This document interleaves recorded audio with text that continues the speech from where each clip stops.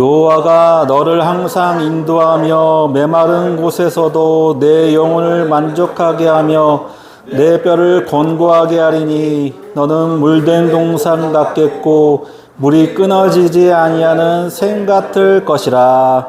아멘. 물된 동산이라는 제목으로 하나님 말씀 선포하고자 합니다.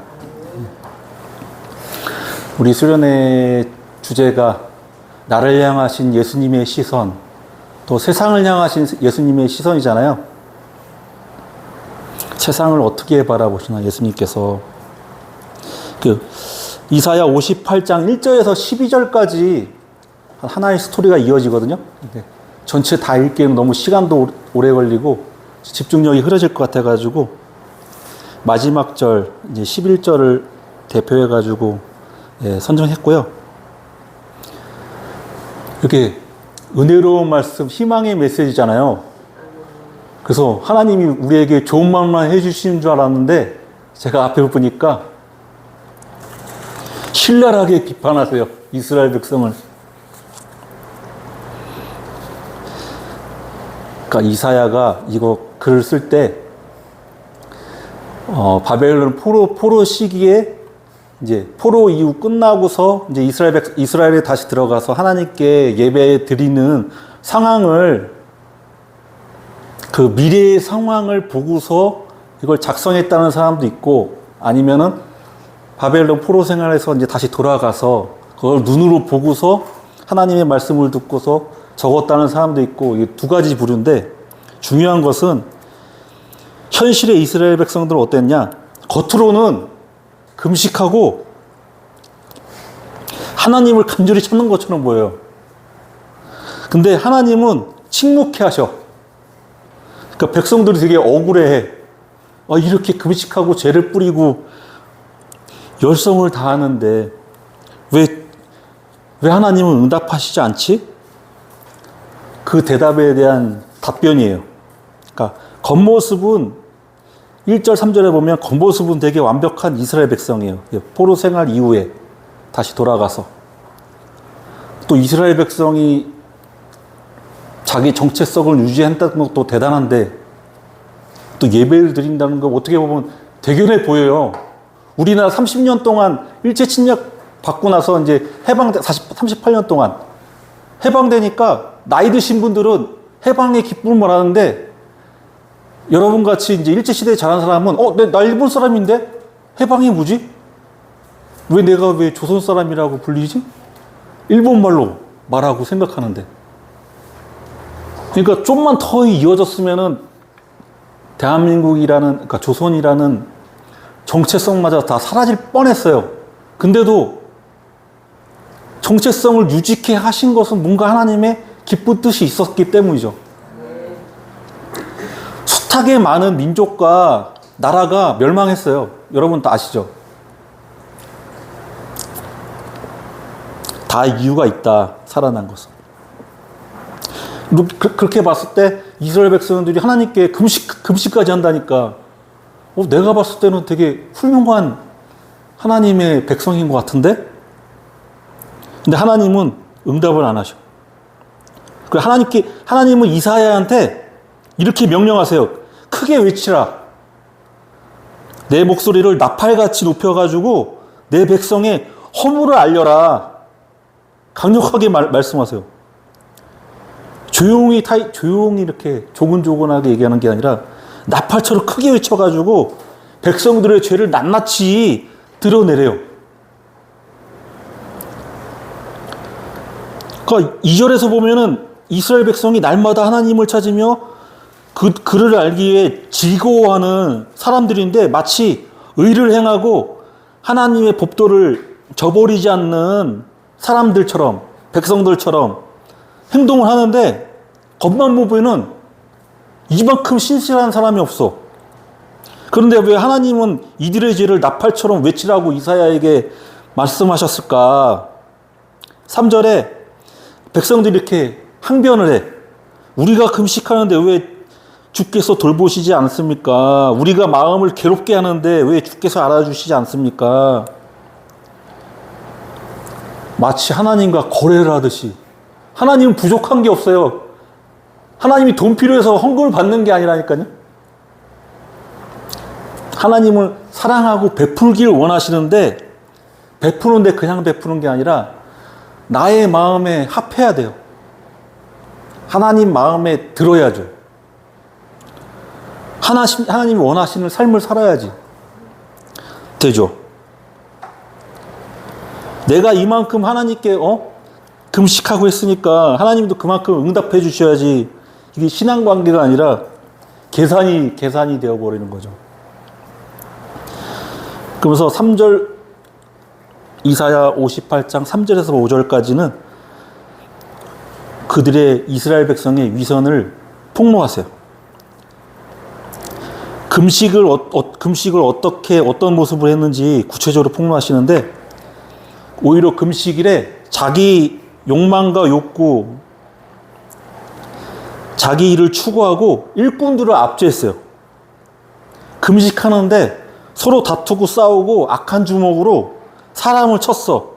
머리는 갈대처럼 이렇게 숙이는데 굵은 베옷을 입고 죄를 뒤집어 썼어요.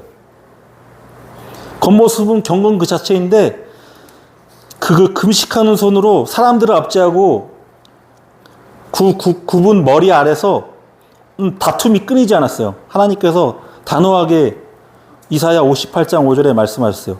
이것이 어찌 내가 기뻐하는 금식이 되겠으며 이것이 어찌 사람이 자기 마음을 괴롭게 하는 날이 되겠느냐. 그의 머리를 갈대같이 숙이고 굵은 배와 재를 펴는 것을 어찌 금식이라 하겠으며 여호와께 연락될 날이라 하겠느냐. 하나님께서 이사야와 이스라엘 백성들에게 물으셨어. 우리의 예배와 기도와 우리의 혼신이 정말 교회 이후에 나가서 우리의 삶으로 이어지고 있나. 저도 다시 한번 돌아봐야 될 것 같아요. 그래서 6절, 7절에 하나님이 진짜 원하는 금식이 뭔가. 이사야 58장 6절에서 7절 말씀에 내가 기뻐하는 금식은 흉악의 결박을 풀어주며 멍에의 줄을 끌어주며 압제당하는 자를 자유케 하며 모든 멍에를 꺾는 것이 아니겠느냐. 또 줄인 자에게 내 양식을 나누어주며 유리하는 빈민을 집에 들이며 헐벗은 자를 못 보면 입히고 또 내 고륙을 피하여 스스로 숨지 아니하는 것이 아니겠느냐. 이게 하나님께서 원하시는 예배예요.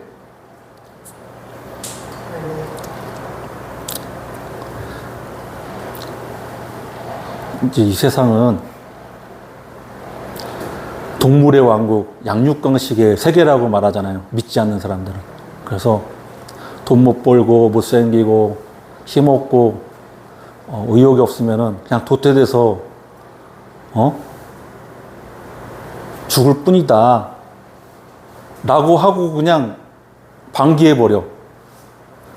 근데 그건 동물의 왕국이고 우린 동물이 아니잖아요. 우리는 하나님의 형상과 모양으로 지음받았기 때문에 우리 노예였어요. 이스라엘 백성들은 애굽에서.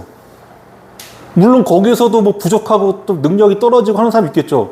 노인들도 있을 수도 있고 괜히 돈만 들어가는 어린아이, 힘만 들어가는 막 찡얼찡얼대고 막 놓고 가고 싶을 정도로 근데 하나님께서 놓고 가라고 하셨어요? 다 한꺼번에 가세요. 그러니까 이스라엘 백성 그 지도층들이 막 금식하고 하지만은 약자들을 오히려 착취하고 빼앗고 오히려 멍에를 줄여들고 일을 줄여줘야 되는데 결박과 사슬로 막 더 힘들게 하는 거야. 법으로 만들어서 아예 그냥 옥죄는 거예요. 하나님이 되게 싫어하시는 거죠. 그게 신약시대의 바리새인과 사두개인들을 신랄하게 비판하시면서 회칠한 무덤 같으니라고 니들 겉으로는 금식하고 막 저 사람 같지 않게 저 세례와 같지 않게 하시니 하나님께 감사드립니다 하는데 정말 그 약자들을 하나님의 진짜 진정한 마음을 아느냐. 우리 아까 수련회에서 세상을 향하신 하나님의 시선, 예수님의 시선이 어떠한지 아느냐. 예수님의 시선은 과부가 뭐예요? 남편 없이 혼자서 살아가는 존재. 어떻게 보면은 지금 현대보다 그 고대 시대에는 더 약자잖아요. 약자고 돌봐줘야 되는 사람. 고아. 그리고 우리 텃세 부린다고 그러잖아. 우리 구역. 속된 말로 우리 나아바리에서 외부 사람들이 침입하면은 막 적대시하고. 근데 하나님은 이방인들을 돌보라고 하셨어요. 이방인들을. 이방인, 과부, 고아. 어떻게 보면 그 사회의 가장 약자들인데 그들을 돌보고 심지어는 고아의 아버지가 되겠다고 하셨어요. 그러니까 예수님의 시선, 하나님의 시선은 그들에게 맞춰져 있어. 근데 사회의 지도층들은 하나님의 마음을 전혀 모르면서 가장 자기가 하나님을 아는 것처럼. 그래서 저번에 말씀드렸다시피 죄를 짓고 끌려온, 음란한 죄를 짓고 끌려온 여인, 그 삭개오, 그리고 사마리아 여인, 어떻게 보면 버림받고 아무런 관심 없고 진짜 절대 절망에 희망도 없는 그들에게 먼저 다가오셔서 사랑의 눈으로 바라보셨잖아요. 그런 거를 하나님께서는 원하셨어요.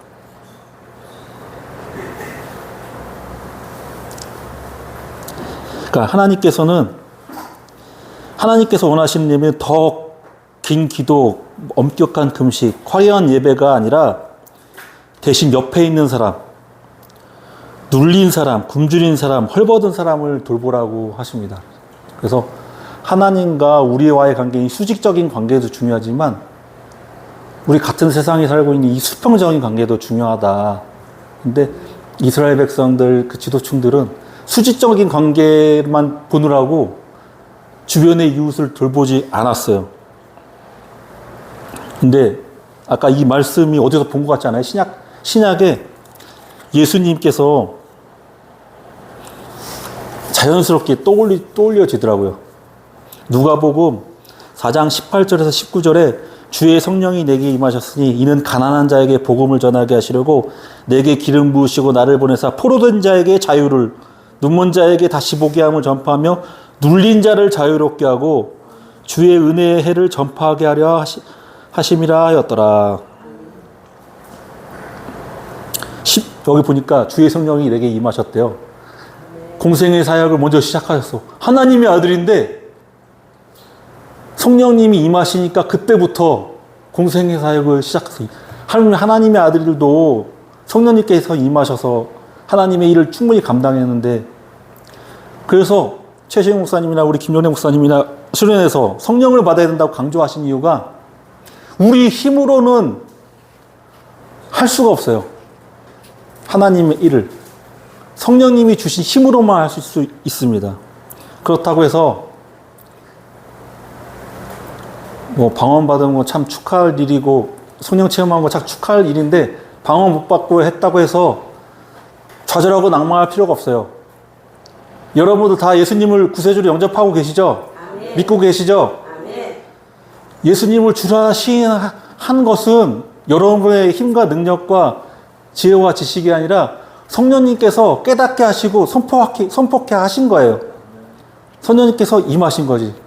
이제 앞으로 이후에 더 큰 일을, 하나님의 일을 여러분이 감당할 때 성령님께서 임하셔서 도와주실 거예요.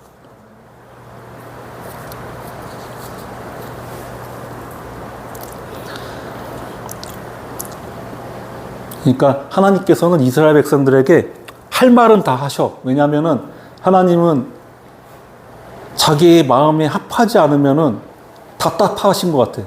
꼭 말을 해야 될 것 같아. 말을 하셔야 될 것 같아. 왜냐하면 하나님은 거짓이 없으시기 분이기 때문에 진실을 얘기해야죠. 그래서 우리가 아까 본문 읽을 때는 물된 동산 같고 막 하나님의 은혜가 충만할 것 같은데, 우리 이웃을 사랑하고 이웃을 돌보고 할 때 이러한 치유의 역사가 일어나고 마음에 영원히 샘솟는 물을 주시겠다. 근데 물을 주시는 게 물론 첫 번째는 내가 잘 돼야죠. 내가 죽어가는데 어떻게 남을 돌봐요? 내가 살아나는 것도 중요해요. 내가 복을 받는 것도 중요해. 근데 우리 보통 이렇게 물이 없는 그 사막에서 이렇게 물이 있을 때 어때요? 초원이나 동식물들 막 사자랑 코끼리 모이잖아요. 잘 되는 게 나만 잘 되는 게 아니라 우리 주변 사람들이 나도 예수 그리스도로 충만하게 성령으로 충만해서 복을 누리고 거기서 그치는 것이 아니라 우리 주변에 우리 이웃들. 그래서 하나님께서 예수님께서 이런 말씀하셨잖아요. 내 이웃을 나가라고 하는 자는 하나님 되게 싫어하신다. 벌 받는다 진짜. 왜 그러셨을까? 심지어 예를 들어서 그냥 도태됐어. 도태남이야. 우리 그냥 속되이 말하는 도태남이야. 근데 우리가 함부로 하면 안 돼요. 왜냐하면 하나님의 형상과 모양으로 지음받은 하나님의 창조물이기 때문에 함부로 해서는 안 돼요. 우리 다 같이 가야 돼요.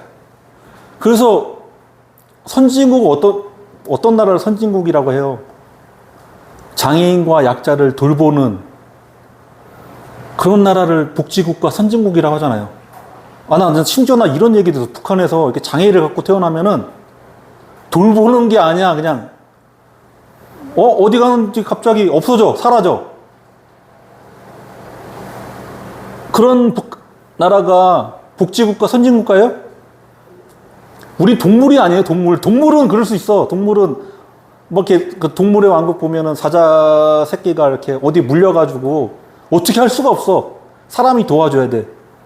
하지만 자연의 법칙에서 어쩔 수 없이 죽어가는 거예요. 어미사자도 막 되게 슬퍼하면서도 어쩔 수 없구나 그냥 이렇게 하는데, 우리 사람이 다치면 어떡해요? 거지라도 뭔가 좀 이상하면 119에 신고하잖아요. 그리고 도와줘. 어떤 사람이 힘들고 어려운 일이 닥쳤을 때 도와줘야 되는데 도와주지 않으면 사마리안 법이라고 해가지고 제지하잖아요. 왜냐면 우린 동물이 아니에요. 하나님의 형상과 모양을 모양으로 지음받은 하나님의 백성, 하나님의 자녀이기 때문에 나만 잘 돼서 성공하고 나만 높이 올라서야 되겠다. 모든 사람이 그렇게 되면 그 사회는 존속되겠습니까? 그 생각부터 벌써 나라는 좀먹기 시작하고 무너지기 시작하는 거예요. 그래서 핀란드나 이런 데서는 우리는 막 경쟁하잖아요. 수학 같은 것도. 내가 더 1등 해야 돼. 고시나 이런 경시대회에서 1등 해야 돼 하는데, 거기서는 이게 같이 가는, 더불어 이렇게 같이 올라가는, 성장하는, 같이 살아가자. 이런 교육을 많이 시킨다고 하더라고요. 그러니까 선진국이라고 부르는 거겠죠. 예수님도 굳이 이 세상에 내려올 필요 없었어요. 근데 하나님의 형상과 모양으로 지음받은 이 하나님의 백성들이 눈에 밟혀가지고 같이 살아야 되겠다. 내가 죽고 여러분이 살아야 되겠다. 그런 결단한 마음으로 오셨잖아요.